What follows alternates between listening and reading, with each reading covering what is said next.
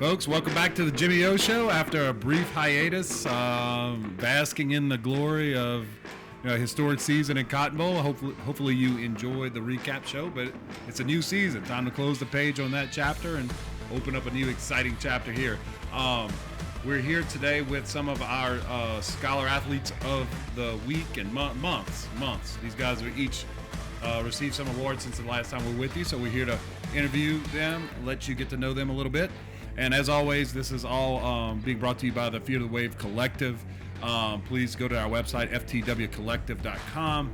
Find out how you can get involved and how you can support our fine Tulane student athletes. And one more thing before I get started, guys, just plug our charity of the episode, and that's going to be Son of a Saint. We do, as you know, we've done a lot of things with Son of a Saint. If you go there on a Tuesday night, you might see some of these guys hanging out with the kids and doing different things. But it's one of the many charities we work with in the local area. It's not only giving opportunities to our student athletes, but make sure our student athletes are part of our New Orleans community. So, with that said, guys, how we doing? Doing good. What about you? How about you? All right, good deal. And so the athletes we're featuring right here, we got Carson Haggard, one of our quarterbacks. Carson? Yes, sir. Good to be here. Well, glad to have you, man. Back, sort of part-time, partial family. Your family sort of NOLA residents now, and Yes. some of the time, right? Yes, sir. Originally from South Florida. We got another South Florida guy, Chris Carter. How Yes, we doing, sir. Chris? Doing good. What about yourself, man? I'm doing Blessed great. to be here. Happy to be here. Yeah, glad to have you. And then finally, a native of Georgia, when he's not kickboxing, Jean-Claude Joseph. Yeah, thank y'all for having me. Yeah, I imagine you probably heard that before. Some of the Jean-Claude Van Damme Yeah, references. Jean-Claude. Yeah, all the time. That's what everybody compares my name to. I have a series of questions on that. So first of all, blood sport and kickboxer probably you were not born yet. Were your parents fans though? I haven't even. No. It's a family name. Family name. Family Okay. name. Yeah. I could tell you, I remember coming home from school and early high school, maybe a little bit even before that, going just putting in VHS tape and watching those movies over and over again. Yeah. But the second one, have you seen Ted Lasso? Oh no, I haven't. Oh no, I need to. any of y'all seen Ted Lasso? I'm not I even have familiar not, with but that. I've heard of Ted Lasso. Okay. I heard of him, but not familiar with it. In Ted Lasso, there's a goalie. This is not a spoiler. There's a goalie. He's got some other name, and he's self-identified as Van Damme, and that he started calling himself Van Damme and insisted everybody call him Van Damme. But if you haven't seen it, it doesn't make much sense. Yeah, I need to go check that out now. All right. So, guys, I guess we're going to cover obviously what your scholar athletes so interested in to know that. But let's take it a step back and just let our folks know what was it about Tulane that brought you in here. Carson, we'll start with you. For me, my sister went here. She's a junior here, so that was obviously a big factor in my decision. But really just coming to a city that I felt that I could live in and a place that I could call home. The coaching staff with Coach Fritz, I mean, he just was saying all the right things. And a big thing for me is he always mentioned the academic side and how Tulane is a 40-year decision and not just like a 4-year decision. So him mentioning all the great things about what Tulane can offer you outside of football and the way that it can impact your life in the future was a big decision on why I wanted to come here. Oh, nice. And you're still a pretty young guy. Have sir. you declared a major and all that? I yet? just declared my major this semester. I'm going to do business management. Oh, very good. Yes, okay. sir. Business school is one of the greatest I had. Yes. All my roommate. I was a silly liberal arts major, but everybody else I lived with are all in business school, and they're kind of all on the same schedule. I was like, man, it'd be nice if I was in the same class with all you. Chris, graduate transfer Yes, sir. from USF. Yes, sir. So you were actually on the sideline last year competing against the AAC champs. Yes, sir. I was. They came down to Tampa. Yes, sir. Yeah, last year. Yeah.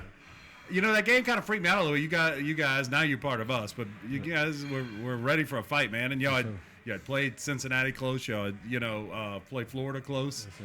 And a lot of speed. And the thing is, the thing that made me nervous about the game, this is what you hyper-analyze when you're having one of these seasons, is it was our first natural grass game. Yeah, it was. And I was worried about footing and all that kind of stuff. Sure enough, there was a little bit of that in that game. But Yes, sir. Like I said, that was a great game. Very intense game. I'm just happy to be here now, though. Yeah. Main reason I decided to choose this place was just being comfortable, just like Carson said. Just having a family environment around me and just wanting to be around guys who want to win and just have fun. Yeah. That was my main thing. Going into my last year, obviously I want to win and just be around some great guys, and it's been going good so far. Yeah, you know, and I'm interested in that. I mean, you know, I guess some of the people you're replacing as well. So Will Wallace was a cog here. Tyreek James, both of whom signed NFL deals this week, right? Yeah. Do you see opportunity here coming into Tulane? I have opportunity to sort of follow. I'd say follow in their footsteps, but sort of follow their path. Yeah, I have high hopes of what I'm gonna do this year. I'm just here to help the team and whatever it takes for us to win. And I mean, do what we got to do to repeat last year. That's what I'm here for. Yeah, we doing our 111th or in our 119th, whatever it is. How many people we have on the team, but everybody sort of that's what I really admired about Tulane and this turnaround is sort of the culture that exists and everybody buys in and is all part of the one whole. That's all I'm really about right now. Yeah, there's no doubt. Chris, what did you graduate in and what are you studying? I graduated with a bachelor's degree in mass communications, so public relations and advertising. And as of now, I'm studying sports administration for my master's here. Okay, cool. You sound like you got a pretty specific career path in mind when football's done, huh? Something like that. Yeah. Still undecided though, but you know, maybe getting in some PR type work or something. That's what I'm probably gonna be headed at though. Yeah, that's awesome. And Jean-Claude, what you chose like Carson. I believe y'all both kind of picked Tulane coming off of a rougher season. Carson, you just finished your second year. Well, my first season. That was just your first. Okay, Yes, so sir. you both committed after a. No. We're in different classes. I'm in class He's 2023. He just Yeah, I came early. Oh, you were early. Yeah, I you came brand early. new. Yeah. So you like Just got Chris? here. Chris you actually joined in came. the winter. Chris actually came a little after me. Yeah, I came. Yeah, Okay. I was here a couple weeks and then Chris showed up. All right, Yeah. so early enrollee from Georgia, right? Yes, sir. Yeah, what part of Georgia you from? Covington, Okay. Georgia. So look, man, you hit the ground running. Right, Scholar yeah. Athlete of the Month in one of your first months here. My first month here, I got it. Yeah, Yeah, very first good. month, yeah. You turning some heads in the academic support circles quickly. Yes, sir. Yeah. That's awesome, man. So you got any plans in terms of what you're going to study and all that stuff? Finance. Finance? Yes, sir. All right, that's a tough one, man. I want to do something that I could be successful with without football. Yeah. So work hard in that. Work hard in football. Might have an internship for you real fast. I'm a lawyer normally, but like I do this work at the legislature. I was there today, lobbying on some stuff. There's a lot of stuff I really understand well, and I think I can communicate it okay. But then I was getting into some finance issues on a phone call. I was on a Teams call, and these people were explaining to me how taxes and seated premiums and assessments and all these things and like write-offs. And I was like, dude, y'all gonna have to slow down. Yeah. Take it really. I was like, I'm good at the math up till like 10th, 11th, 12th grade level. Just After break it that, down a little bit more. Yeah.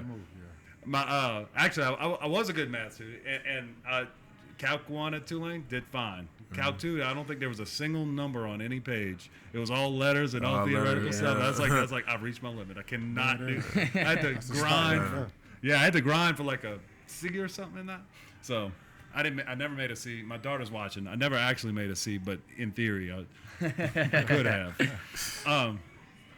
Yeah. So I stepped in it right there a little bit more. C's are no good, girl. So anyway, well, guys, I guess I don't want to say I'm tired of last season. It's historic. It goes down forever. But part of me is sort of, I'm kind of over celebrating it, and I'm ready to move on to the next. And do y'all get that feeling that it's kind of time to Move on. make the 2023 season, right? Yes, sir. Definitely. Yeah, I hear a lot about it, and everybody always says congratulations, but I wasn't here. I just got here. So we're trying to go get one of those for ourselves. Yeah, there's no doubt. It's something to be cherished and all that. But like two of you are new. You weren't on that team, but you want to continue that legacy, right? Right. I'm excited. Looking ahead, looking at the schedule, looking at sort of all the pieces, who we have coming back. Are y'all starting to see? It's been a lot of changeover in the coaching ranks, but are y'all sort of seeing a new class of leaders emerge in the locker room? Who are if you have, and who are some of the guys who are sort of stepping? I mean, it's some big shoes to fill from a leadership standpoint. Definitely. I mean, of course we got Pratt and Sincere back, But Nick Anderson's sort of a generational type in terms of leadership. Right. Dorian was an amazing leader. So y'all starting to see some fresher faces stepping into some of those roles, or is that still to be determined? Definitely. I mean, we at least on the defensive side, you can see Jay Bo has definitely started to take a bigger role on the leadership side. AJ Hampton has come in; he's done a really good job being a vocal leader in that DB room. Pat Jenkins, he's a veteran. He did some great things last year, and you can tell he's stepping up and being a leader. And then on the offensive side, I mean, Ra-Ra's been doing a great job, and seeing those guys emerge as leaders is a really good thing for this team. Yeah, that's awesome. I mean, it takes all kinds, right? It takes all, but and you could do it in different ways, but you choose to fill, and they're being filled. Yes, sir. Yeah. And as far as position coaches, you're Coach Nagel's now got you, Carson? Yes, sir. Okay, so he's moved over from tight ends. Big loss for Chris there. Yeah, that's still my guy though. He's done a great job since I've been here so far. Just preaching leadership and just doing the right things the correct way, and just teaching us how to win the correct way. Yeah. And like I said, he's been one of the biggest voices of the offensive standpoint, being on top of us, making sure that every little detail matters. And if we're trying to win and repeat last year, this is what needs to happen. So he's been doing a great job. Yeah, he also likes to take care of his tight ends. Yes, lot of 12, lot of multiple tight end formations. Yes, He does sir. love that. Carson, how's he been in terms of having a new quarterback coach? What's your thoughts on Coach Nagel sort of in that role? Coach Nagel's been doing great. Just having him come in the QB room has just brought us to a new level. Just his meetings I just learned so much from him. He's a very vocal guy, and he truly takes time to break down the film, and he goes through it with us, and he truly has taught us a lot. And then on the field, he's just been doing a great job. We've added a lot of new QB drills that I truly think are getting us better, and just the way he prepares us for practice and everything is like you can make sure that we're truly ready for everything that he's throwing at us. Yeah. Yes, sir. Very good. And guys, I don't even know. I mean, this is my fault for not knowing, but with all the turnover, changeover, and everything, have y'all filled your position, coaches? Do you have guys in place now? Right now, for the linebackers, we're Coach Wood is coaching us. Coach Wood is coaching linebackers. Yeah, he's coaching I knew he linebackers, came in as a DC, but he's working with the linebackers. Linebackers too. Yeah, all right, good. And you playing Mike Will? I'm playing the Will right now. Will? Okay. Yes, sir. Yeah. Good deal. What's your thoughts on Coach Wood? I like Coach Wood. He's a funny guy, but he's a good teacher. He's a good teacher, helping us learn the defense. Especially me, I came in early, so it's my first time learning the college defense. So he's been helping me a lot. Like sometimes I go in early before I meet with him, so I can just have a better understanding. So when fall comes, I can know what I'm doing. Yeah, and when you look at sort of the guys that came before you, I hate to bring him back, but Dorian is kind of. I went back through after he got drafted third round and kind of looked at it.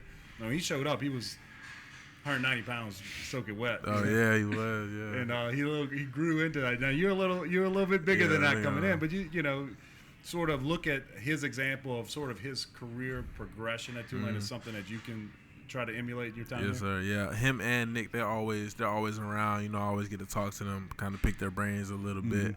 They give me little bits of advice here and there. And the whole defense, everybody's been, they've been real helpful to me, helping me learn everything. So everybody, they all welcome me and everything. Yeah, that's awesome. Yeah. And Chris, in terms of your position, do you have a tight ends coach now? Yes, sir. Coach Spots. Okay, that's Coach right. T.O. He's an unbelievable guy, very faithful guy. He preaches like leadership and just one of the best out of us each and every day throughout practice. And just even if he's teaching us something that's off the field, he has every little detail. He's just been doing a great job with me. Yeah. It's one of these things where, so you look at some of the guys left, it's like, man, like not just players, but the coaches, like it's just some great guys, Coach Moots and some of these guys. And it's like, man, they're a really big part of it. The thing with Coach Fritz is like his ability to reach out and find the right guys for you has proven time and again. So he's Coach Spots. He's a laid back type of guy, but he'll get on you. Yeah. He'll get on you. Yeah, I didn't have too many of those laid back guys on our staff. Maybe it was just because I wasn't very good. That could have been it. but they were pretty intense. But I'm good. I'm glad to hear it. It's good for this new generation. Y'all need sort of varied voices. Well, good guys. Just sort of what's sort of the schedule? How's it lay out as we head into? I mean, camp's going to start again in August. What's sort of on the plate for you guys, say between now and August, as you prepare for the season? Right now we have optional workouts due to finals, but the team's coming in there every day. It's player led, so we're getting work in there right now. And then May 11th, we're allowed to go home. A lot of the juniors and seniors are taking the trip to Australia. Oh, the cool. athletic department's putting that on for them. But me personally, I'll be going home, and then we report back here May 30th to get ready for summer training. Okay. Yes, Very sir. good. That's Melbourne in Melbourne in Australia. Is it Melbourne in Florida? You know, it's all kind of the same, right? Two Melbournes. For me, I'll just go home and work out. Just plan to get ready to get back and get ready for fall camp. Like he said, throughout this course, we just been having voluntary workouts, just getting the guys to come out early and just build relationships, work on our individual drills and stuff like that, and just get better each day. That's what we really been preaching, just making sure you get better, 1% better each and every day. There's a doubt. And Jean-Claude, what's your sort of on your agenda? Right now, finishing up school, but then I'll be heading back home, and I'll be working out when I'm home, get to see my family, friends. So yeah, that'll be good. Look, but all of y'all, you from Norcross, right, Georgia? No, Covington, Georgia. Sorry. And then you guys from South Florida. I was like, if y'all want to go when y'all are home, if you want to do a little recruiting, nobody's gonna be mad at you. Yeah. We'll do that for sure. Yeah, we definitely need some more Georgia guys. Yeah, definitely. Probably We had a few. Go ahead. Probably some of Miami guys. Yeah. So that's what I was gonna tell you, man. Look, I used to always get on here and be like, guys, back when I played, I mean, forever we were the best team. You know, we were an undefeated team in '98 and finished 7th in the country, and that was a big deal. Now we got a team that finished in the top 10 and won an AAC and won a Cotton Bowl. So I don't know where we rank, but for what it's worth, back in the late '90s, like if you looked at a roster, there was a ton of Louisiana guys, but it was a ton of South Florida guys, and they were really key. I mean, Sean King was our quarterback. Held NCAA records for years. He was a St. Pete guy, and we had a bunch of guys from Bradenton. Were excellent football players. Brett Timmons and Alfonso Roundtree, Keaton Kamard, and all that. So proud tradition of South Florida guys contributing big time to the wave. Yep. Yeah. So Need some more South Florida guys over here. Yeah, you keep it up, man. You keep it up. I know you're persuasive. You've done good work so far, bringing in some of your guys. So I'm gonna keep doing that. yeah, I appreciate that. Well, guys, that'll do it for this episode of Jimmy O Show. Once again, we ask fans back home. I think you see why we do what we do. Please be sure to continue to support us at ftwcollective.com. And as always, roll wave. Roll Appreciate wave. you. Roll wave.